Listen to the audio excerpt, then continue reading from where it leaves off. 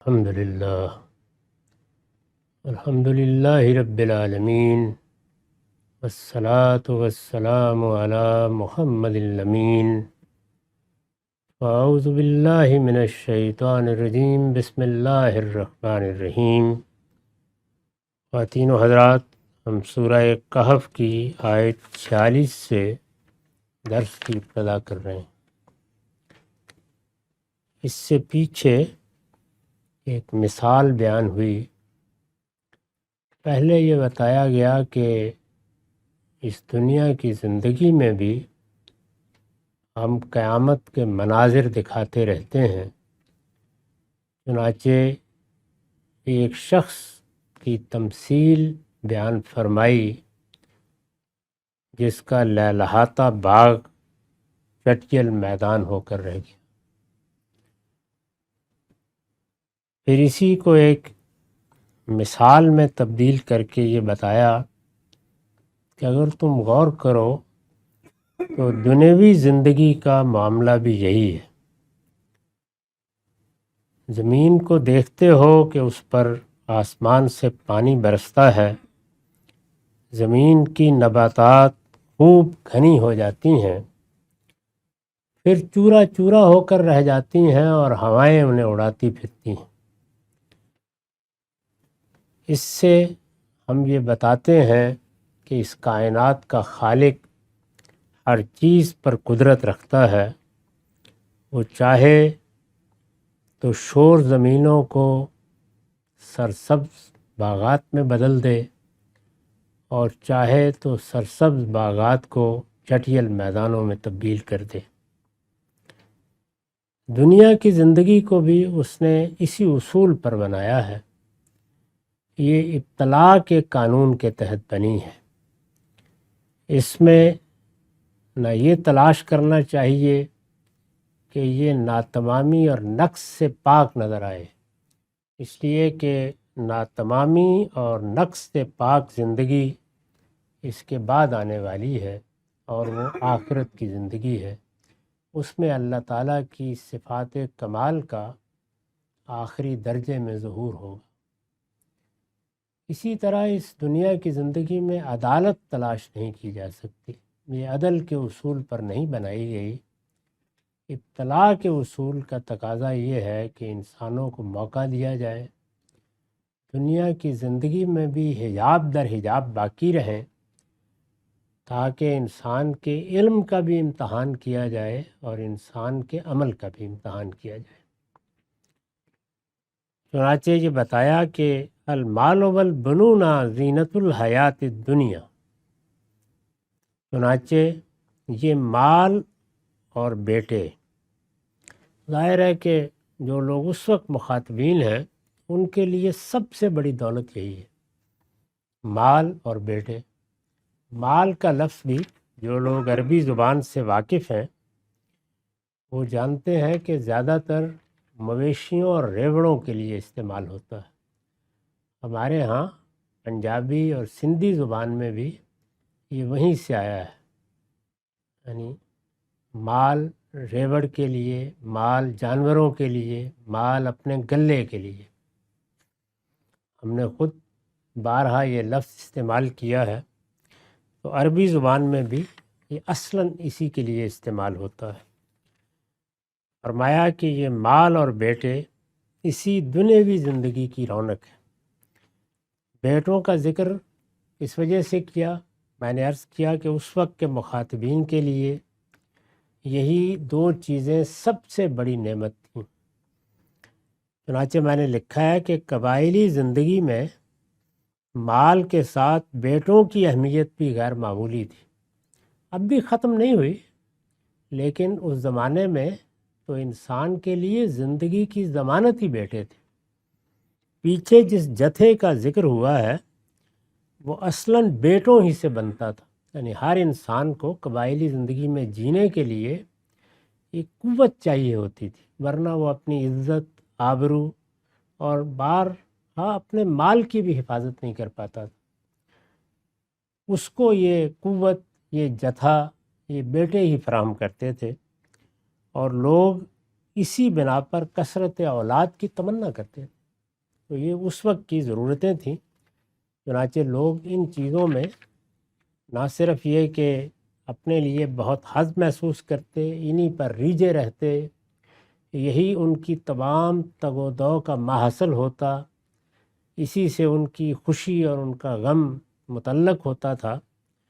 تو فرمایا کہ یہ مال اور بیٹے اسی دنیوی زندگی کی رونق ہے، یعنی اگلی زندگی میں نہ کسی کو ان ریوڑوں کی ضرورت ہوگی، نہ کوئی معاشیوں کی ضرورت ہوگی، نہ جینے کے لیے کسی حفاظت کی ضرورت ہوگی، نہ وہ حکومتوں کا مرہون منت ہوگا، نہ وہاں نظم بنیں گے، نہ وہاں کوئی ٹیکس لینے کے لیے آئے گا، نہ بیٹوں کے جتھوں کی ضرورت ہوگی۔ محبت کے تعلق سے بیٹے بھی اچھے لگیں گے، بیٹیاں بھی اچھی لگیں گی، لیکن اس دنیاوی زندگی میں تو تمہارے لیے یہی رونق ہے، اس کے سوا اور کیا چیز ہے جس کی طرف تم توجہ کرتے ہو؟ تو ارشاد فرمایا کہ والباقیات الصالحات خیر عند ربک ثوابا و خیر عملا۔ حقیقت یہ ہے، یعنی یہ تو رونق ہے دنیا کی، تم بھی دیکھتے ہو اور اس میں الجھتے بھی ہو، لیکن حقیقت کیا ہے؟ حقیقت یہ ہے کہ اچھے اور باقی رہنے والے اعمال ہی تمہارے پروردگار کے ہاں اجر کے لحاظ سے بہتر ہیں، اور اس لحاظ سے بھی کہ ان سے امیدیں وابستہ کی جائیں۔ یعنی اس دنیا کی زندگی میں اس میں شبہ نہیں کہ رونق ان سے ہے، انسان حفاظت بھی محسوس کرتا ہے، وہ اپنے لیے راحت بھی پاتا ہے، اس کو سہولتیں بھی ملتی ہیں، بے خوفی کے ساتھ زندگی بسر کرنے کے مواقع بھی ملتے ہیں، لیکن یہ سب ہے کیا؟ اسی دنیا کی زندگی سے متعلق، اور دنیا کی زندگی ایک عارضی زندگی ہے، اصل زندگی آگے تمہارا انتظار کر رہی ہے، اور اس زندگی کے لیے کیا چاہیے، یعنی اس کے لیے کیا بدرکا ہے، کیا زاد راہ ہے، وہاں کامیابی کی بنیاد کیا ہے؟ فرمایا الباقیات الصالحات، یعنی اچھے اور باقی رہنے والے اعمال۔ اچھے اعمال ہمارا حادثہ اخلاقی ان کا فیصلہ سناتا ہے، جہاں کہیں اشتباہ ہو سکتا ہے، یا کوئی چیز محل نظر ہو سکتی ہے، یا کوئی چیز محتمل الوجہین ہو جاتی ہے کہ دونوں پہلو ہیں، فیصلہ کرنا مشکل ہے، تو وہاں اللہ تعالیٰ نے رہنمائی فرما دی ہے، لہٰذا ہر انسان اب اپنے لیے اچھے اعمال کی فہرست بنا سکتا ہے، اس میں کوئی معنی نہیں ہے۔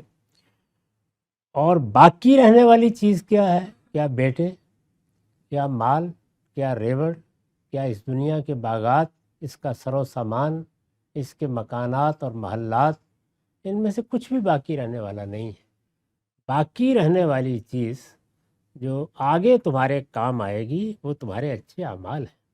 تو ان کو قرآن مجید نے الباقیات الصالحات سے تعبیر کیا، اچھے اور باقی رہنے والے اعمال ہی تمہارے پروردگار کے ہاں اجر کے لحاظ سے بہتر ہے۔ اگر غور کرو تو جو نتیجہ آگے ملنے والا ہے، اجر کیا ہے؟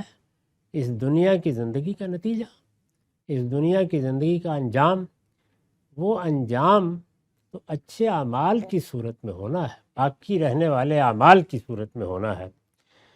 اور یہ جو دنیا کی زندگی امیدوں کی زندگی ہے، یہ بیٹے سے امیدیں تھیں، یہ بہو سے امیدیں تھیں، یہ شوہر سے امیدیں تھیں، یہ باپ سے امیدیں تھیں، یہ گھر والوں سے امیدیں تھیں، یا اعزا و اقربا سے تھیں، یہ قوم سے تھیں، یہ ملک سے تھیں، یہ اپنے رہنماؤں سے تھیں۔ فرمایا ان امیدوں کی عمر کتنی ہے؟ یہ تو یہی 2-4 دن کی بات ہے۔ وہ چیز جس سے امیدیں وابستہ رہنی چاہیے وہ اللہ کے ہاں کا انجام ہے۔ اصل امیدیں اس سے وابستہ ہونی چاہیے۔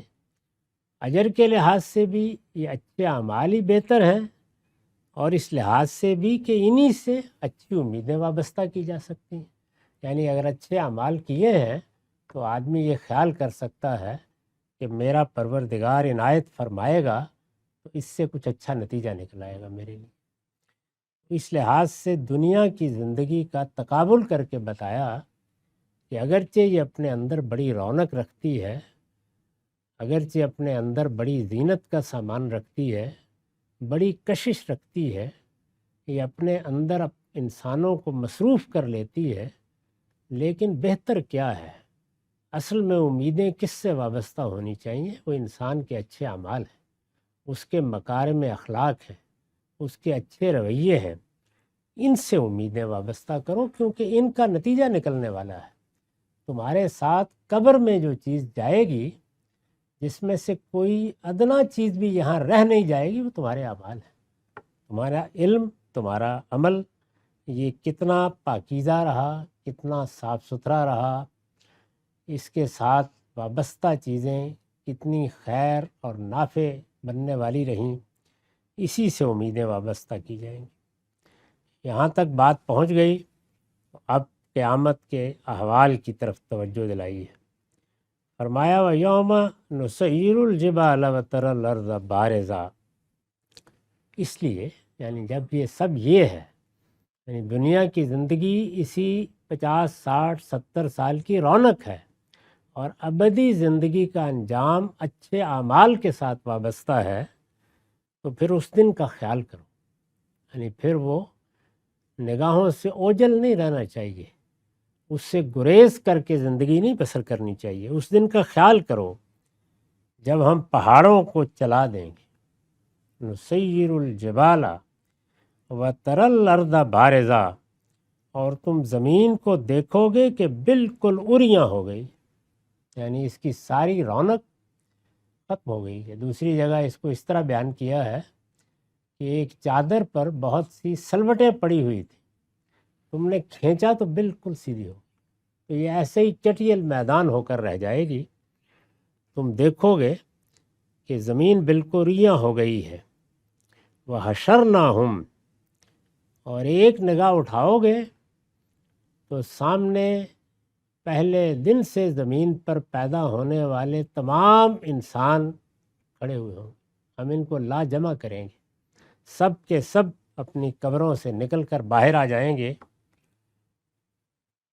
فَلَمْ نُغَادِرْ مِنْهُمْ أَحَدًا، پھر ان میں سے کسی کو چھوڑیں گے نہیں، یعنی ایسا نہیں ہے کہ بڑے پیمانے کا یہ حشر برپا ہوگا، اتنا بڑا حادثہ ہوگا، چلیے کوئی 2 لاکھ 4 لاکھ 10 کروڑ 20 کروڑ جمع ہو جائیں گے، کچھ رہ بھی جائیں گے، کوئی خیال کرے کہ ہم شاید رہنے والوں ہی میں ہوں۔ فرمایا کسی ایک کو بھی نہیں چھوڑیں، ایک ایک کو اٹھا کر لے آئیں گے۔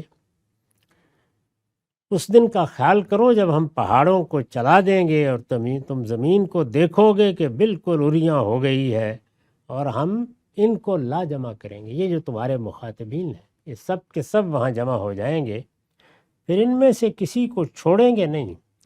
وَأُرِدُوا عَلَىٰ رَبِّكَ صَفًّا، اور اٹھنے کے بعد کیا ہر آدمی اپنی راہ لے گا؟ نہیں، سب صفیں باندھے ہوئے تیرے پروردگار کے حضور پیش کر دیے جائیں۔ تو یہ گویا میدان حشر کا نقشہ کھینچ کے بتایا ہے کہ انسان کے لیے اصل چیز یہی ہے کہ وہ دنیا کی اس ہمہ ہمی میں، اس کی رونق میں، اس کے اعمال میں، اس کی زینتوں میں اس دن کا خیال کرے، یہ ذہن میں رکھے کہ ایک دن وہ آنے والا ہے جب یہ صورتحال پیش آئے گی، یہ سب رونق ختم ہو جائے گی، یہ زمین چٹیل میدان ہو کے رہ جائے گی، پہاڑ تمہاری آنکھوں کے سامنے چل رہے ہوں گے، اور ایک ایک شخص اپنی قبر سے اٹھ کر سامنے حاضر ہو جائے گا، اور وہاں اٹھنے کے بعد بھی فرار کا کوئی راستہ نہیں ہوگا، سب صفیں باندھے ہوئے تیرے پروردگار کے حضور پیش کر دیے گئے۔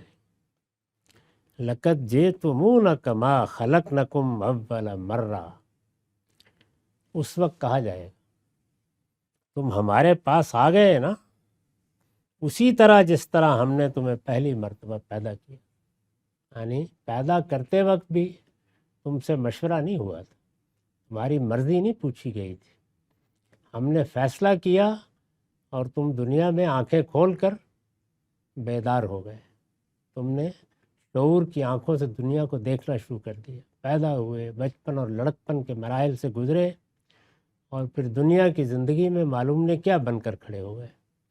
اس وقت بھی یہی ہوا تھا، اب بھی دیکھ لو، تم ہمارے پاس آ گئے نا، جس طرح ہم نے تمہیں پہلی مرتبہ پیدا کیا تھا، لقد جئتمونا کما خلقناکم اول مرہ بل زعمتم ان لن نجعل لکم موعدا، آ گئے، بلکہ تم نے تو یہ سمجھ رکھا تھا اور اسی خیال میں دنیا میں رہے کہ ہم تمہارے لیے قیامت کا کوئی وقت مقرر ہی نہیں کریں گے۔ یہی خیال تھا نا، دنیا کی زندگی میں الجھے تو کس طرح مطمئن ہو کر یہ خیال کرتے تھے کہ آئے ہیں بابر بعیش کوش کے عالم دوبارہ نیست، ایک دن مٹی میں مل جائیں گے، یہی جینا یہی مرنا۔ لیکن کیا ہوا؟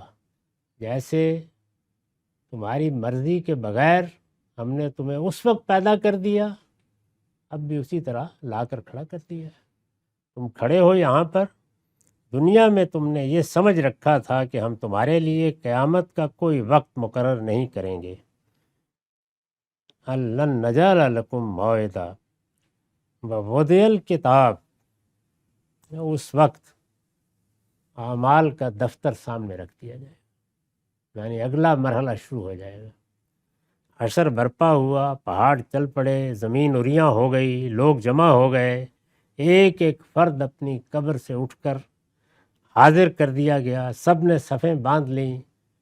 پروردگار عالم کی طرف سے جو دن مقرر کیا گیا تھا وہ دن ٹھیک قرآن مجید کے بیان کے مطابق برپا ہو گیا۔ لوگ آئے اور جس طرح پہلی مرتبہ کشاں کشاں دنیا میں آنکھیں کھول دی تھیں، اسی طرح اب بھی آ کر کھڑے ہو گئے۔ دنیا کے وہ خیالات کہ معلوم نہیں قیامت ہوگی نہیں ہوگی، بلکہ زیادہ خیال یہی تھا کہ کہاں لوگ مریں گے، مٹی مل جائیں گے، اٹھیں گے، یہ سب چیزیں ہوا ہوئیں، حقیقت بالکل سامنے آ گئی۔ اور سامنے آئی تو اس سے پہلے کہ دائیں بائیں کچھ راستہ تلاش کریں، اعمال کا دفتر سامنے رکھ دیا جائے۔ اس وقت اعمال کا دفتر سامنے رکھ دیا جائے گا۔ فَتَرَى الْمُجْرِمِينَ مُشْفِقِينَ مِمَّا فِيهِ، پھر تم مجرموں کو دیکھو گے، دائیں بائیں نگاہ دوڑاؤ گے تو مجرموں کو دیکھو گے کہ جو کچھ اس میں لکھا ہے وہ اس سے ڈر رہے، یعنی اب ظاہر اعمال نامہ سامنے ہے، جو کچھ دنیا میں کرتے رہے وہ سارا کچا چٹھا کھول کر رکھ دیا گیا ہے، کوئی چیز چھپی ہوئی نہیں رہی۔ دوسری جگہ فرمایا ہے کہ آدمی بہت جھنجھلا کر کہے گا کہ کیا اعمال نامہ ہے، نہ کوئی چھوٹی چیز چھوڑی گئی نہ کوئی بڑی چیز چھوڑی گئی، یعنی اندر باہر خلوت جلوت، بزم و انجمن کی سرگرمیاں، کاروبار، انسانوں کو دیا جانے والے دھوکے، فریب، جھوٹ، سب سامنے یعنی انسان کے پاس چھپانے کے لیے کچھ بھی نہیں رہا۔ تو فرمایا پھر تم مجرموں کو دیکھو گے، وہ تمہارے سامنے کھڑے ہوں گے، دائیں بائیں دیکھو گے۔ فَتَرَى الْمُجْرِمِينَ مُشْفِقِينَ مِمَّا فِيهِ، جو کچھ اس پہ لکھا ہے وہ اس سے ڈر رہے ہوں گے۔ وَيَقُولُونَ یا ویلتنا ما لہذا الکتاب، اور کہیں گے ہائے ہماری بدبختی، یہ کیسا دفتر ہے، یہ کیسا اعمال نامہ ہے، یہ کیسا ریکارڈ ہے، یہ کیسا رجسٹر ہے کہ نہ کوئی چھوٹی بات اس نے لکھنے سے چھوڑی ہے نہ بڑی۔ ما لہذا الکتاب لا یغادر صغیرۃ ولا کبیرہ الا احصاها، یعنی معلوم ہوتا ہے کہ ایک ایک جزیہ، ایک ایک فرع، ایک ایک چیز اٹھا کے ہمارے سامنے رکھ دی ہے، وہ گزر رہی ہے سامنے سے۔ وَوَجَدُوا مَا عَمِلُوا حَاضِرًا، انہوں نے جو کچھ دنیا میں کیا تھا سب اپنے سامنے حاضر پایا۔ وَلَا يَظْلِمُ رَبُّكَ أَحَدًا، اور تیرا پروردگار اس دن کسی پر کوئی ظلم نہ کرے، یعنی یہ دنیا ہے جس میں ظلم بھی ہو جاتا ہے، زیادتی بھی ہو جاتی ہے، کیونکہ یہ ابتلا کے اصول پر بنی ہے۔ اس میں تیرا پروردگار عدالت کے تخت پر بیٹھا ہوگا، وہاں کسی سے کوئی ظلم نہ ہو، اور اس میں پہلا مرحلہ ہی یہی ہے کہ ہر شخص کے سامنے اس کی نیت، اس کے محرکات، اس کے اعمال، اس کا علم، یہ آ جائے گا۔ کسی کے پاس گریز کی، فرار کی، انکار کرنے کی کوئی گنجائش ہی نہیں ہوگی۔ یہ پہلا مرحلہ ہے۔ اس کے بعد جس نے جو کہنا ہے وہ کہے گا، اور اللہ کی عدالت کا ظہور ہوگا ٹھیک ٹھیک انصاف کے مطابق۔ فیصلے سنا دیے جائیں۔ تو پہلے ایک مثال بیان کی کہ دنیا کی زندگی کس طرح کی ہے، اس میں رونق کس چیز نے پیدا کر رکھی ہے، انسان کو جو چیزیں میسر ہیں وہ کیسے اس کے دل و دماغ کا احاطہ کرتی ہیں اور وہ انہی میں الجھ کر رہ جاتا ہے۔ اس کے مقابل میں آخرت کی زندگی کیا ہے، اور وہ بدر کا وہ زاد راہ، وہ رخت سفر جو انسان اس دنیا سے لے کر سفر کرتا ہے اور آخرت میں آنکھ کھولتا ہے، وہ صرف الباقیات الصالحات ہیں، اچھے اعمال ہیں۔ وہی اعمال باقی رہیں گے۔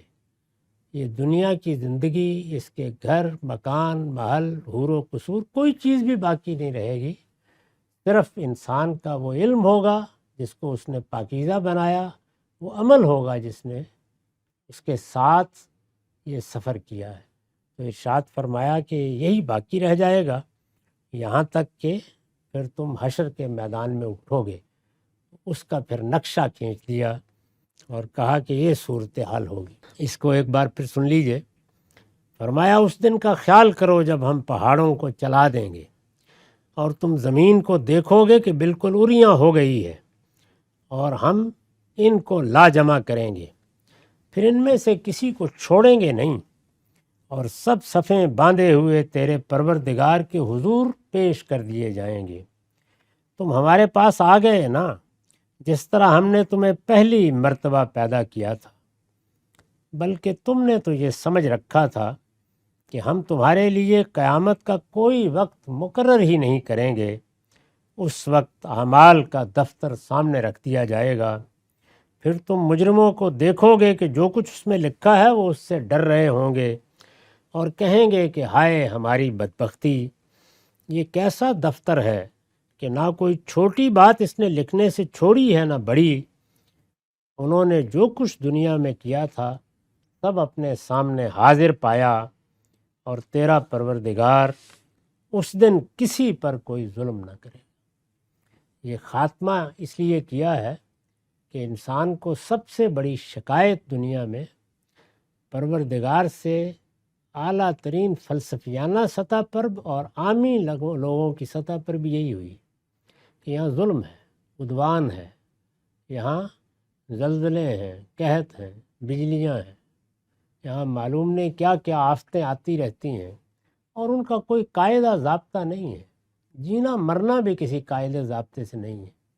بچے مر جاتے ہیں، ماں کے پیٹ میں دنیا سے رخصت ہو جاتے ہیں، ہم پال پوس کے جوان کرتے ہیں، جوانی میں رخصت ہو جاتے ہیں، بوڑھے بسا اوقات اسی حالت کو پہنچ جاتے ہیں جو پیدائش کے وقت تھی، بالکل ہر چیز سے بیگانہ۔ ہمارے ہی ماں باپ ہوتے ہیں، ہمارے ہی بڑے ہوتے ہیں۔ تو انسان کو سب سے زیادہ جو چیز تکلیف دیتی ہے وہ یہ ہے۔ فرمایا یہ اس لیے کہ یہ ابتلاء کے اصول پر بنائی گئی ہے، آزمائش اور امتحان کے اصول پر ہے۔ اس میں میری یہ سنت کار فرما ہے، لیکن یہ ابتلاء یہ تو چند سالوں کی ہے، چند برسوں کی ہے۔ زیادہ سے زیادہ بھی تصور کرو گے تو 150 سال جی لو گے، لیکن ابدی زندگی جہاں سے شروع ہونی ہے وہ اس طرح ہوگی۔ ایسے تمہارا اعمال نامہ سامنے آئے گا اور پھر کسی کے پاس کچھ کہنے کے لیے نہیں ہوگا۔ ہاں البتہ اطمینان رکھو، وہاں آخری درجے میں عدل کا ظہور ہو جائے، کسی پر کوئی ظلم نہیں ہو۔ یہ بات یہاں تک پہنچانے کے بعد اب پھر ایک اور پہلو کی طرف انہی حقائق کی وضاحت کے لیے توجہ دلائی۔ یہ تو خاتمہ تھا، یعنی انجام یہ ہے، یہ سامنے رکھو، وہ دن آنے والا ہے۔ آؤ ہم تمہیں بتاتے ہیں کہ ابتدا کہاں سے ہوئی۔ وَإِذْ قُلْنَا لِلْمَلَائِكَةِ اسْجُدُوا لِآدَمَ، یاد کرو جب ہم نے فرشتوں کو حکم دیا کہ آدم کو سجدہ کرو، یعنی تمہیں پیدا کیا اور اس دنیا کی زندگی کی ابتدا کی تو سب سے پہلے تمہاری تعلیم کا اہتمام کیا تھا۔ تعلیم کا اہتمام لفظوں میں بھی ہوا اور تعلیم کا اہتمام عملی تربیت سے بھی ہوا اور حقائق کے مظاہرے سے بھی ہوا۔ اس وقت ہم نے فرشتوں کو حکم دیا کہ یہ آدم ہے ہم نے اسے اپنے ہاتھوں سے بنایا ہے، اس کو بڑی غیر معمولی صورت عطا فرمائی ہے، اس میں بڑی غیر معمولی صلاحیتیں رکھی ہے، اس کو بہت ہی غیر معمولی ارادہ و اختیار دیا ہے۔ اس آدم کے سامنے سجدہ کرو۔ یہ سجدہ کرو جو ہے یہ عربی زبان میں ضروری نہیں ہوتا کہ پیشانی زمین پر رکھ دی جائے، یہ سجدے کا کمال ہے، یعنی جو سر جھکایا جاتا ہے کسی کی عظمت کے اعتراف کے لیے، وہاں سے لے کر پیشانی کو زمین پر رکھ دینے تک یہ لفظ استعمال ہو جاتا ہے، سجدہ کرو۔ ظاہر ہے کہ فرشتے اللہ تعالیٰ نے جو صاحب ارادہ مخلوقات پیدا کی ہیں، یعنی ایک تو وہ مخلوقات ہیں اور وہ بھی ہزاروں لاکھوں بلکہ کروڑوں میں ہے، کہ جن کو ہم اندازہ ہی نہیں کر سکتے کہ کس کس پہلو سے اور کن تنوعات کے ساتھ پیدا کیا گیا ہے۔ ہماری اپنی زمین پر نہ حشرات گنے جاتے ہیں، نہ نباتات گنے جاتے ہیں، نہ جمادات کی قسمیں گنی جاتی ہیں، اور نہ حیوانات، شمار کرتے چلے جائیے کتنی چیزیں ہیں جو ختم ہو گئیں اور کتنی ہیں نہیں کہا جا سکتا کہ مستقبل میں کیسے نمودار ہو جائیں گی۔ لیکن 3 مخلوقات وہ ہیں جن کو اللہ تعالیٰ نے صرف حیات نہیں بخشی بلکہ شعور عطا فرمایا، یعنی وہ چیز دی ہے جو حقائق کا ادراک کرتی ہے، سمجھتی ہے، جس کے ساتھ ارادے اور اختیار جیسی نعمت ان کو حاصل ہے۔ ان میں سب سے برتر فرشتے ہیں، پھر جنات ہیں اور پھر انسان ہیں۔ تو دونوں برتر مخلوقات پہلے وجود میں آئیں اور انسان آخر میں وجود میں آیا ہے۔ تو جب انسان کو پیدا کیا گیا تو ایک برتر بلکہ سب سے برتر مخلوق سے یہ تقاضا کیا گیا کہ وہ اپنے مقابلے میں نسبتاً کمتر مخلوق کے سامنے سر جھکا دے۔ یہ کس چیز کا امتحان تھا؟ دوسری جگہ معلوم ہوتا ہے کہ انانیت، یعنی یہ بتانا مقصود تھا کہ انسان کے رستے میں جو چیز سب سے بڑی رکاوٹ بنے گی وہ اس کی ایگو ہے، انانیت ہے، وہ اپنی خودی کا پرستار ہو جائے گا۔ اس کے اندر سب سے بڑھ کر گمراہ کرنے والی چیز تفوق کی جبلت ہوگی، وہ اپنی برتری کا زوم رکھے گا اور یہی چیز اسے اسیر کر لے گی۔ چنانچہ بتایا گیا کہ اگر وہ اپنی عقل کو استعمال کرے اور اپنی حقیقت کو پہچانے تو کبھی انانیت کا اسیر نہیں ہوگا۔ فرشتے اگر اپنی خلقت کے پہلو سے دیکھتے تو یہ کہتے کہ پروردگار یہ ہم سے کمتر مخلوق اور ہم اس کے سامنے سجدہ ریز ہو جائیں، یہ کیا بات ہوئی؟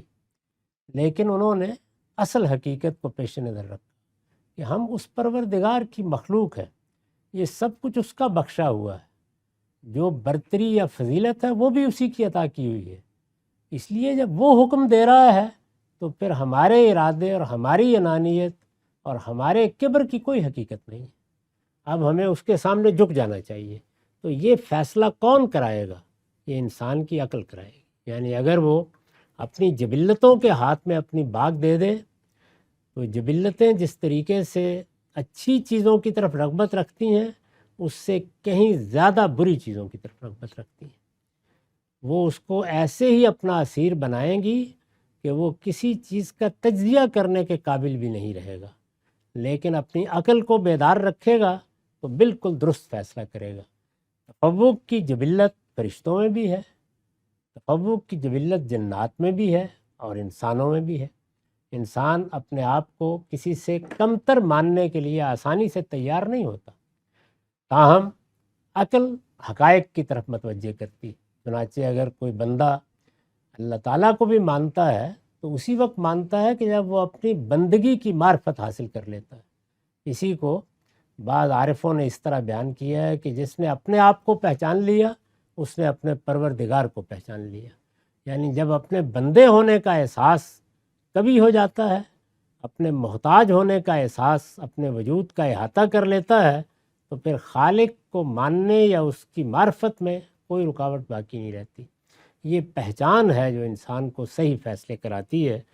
تو فرشتوں کو جب یہ حکم دیا گیا اور انہوں نے حقیقت پر نگاہ رکھی نہ کہ وہ اپنی جبلتوں کے اسیر رہے، تو جیسے ہی حکم دیا گیا فسجدوا تو سجدہ ریز. تو یہ چیز سب سے پہلے انسان کو پیش کی گئی. اب جو مخاطبین ہیں انہیں بتایا جا رہا ہے کہ تمہارے گریز اور فرار کی وجہ کیا ہے، وہی جو ابلیس کے گریز اور فرار کی وجہ بنی، تکبر، انانیت، اپنے آپ کو بڑا سمجھنا. اور تمہیں بتاتے ہیں کہ ہم نے اس کے لیے تمہاری تربیت کا اہتمام کیسے پہلے دن شروع کر دیا تھا. چنانچہ اب یہ واقعہ سنایا جا رہا ہے، اس کی تفصیلات آگے آئیں گی. ہمارا وقت ختم ہو گیا. اقول قولی ھذا واستغفر اللہ لی ولکم ولسائر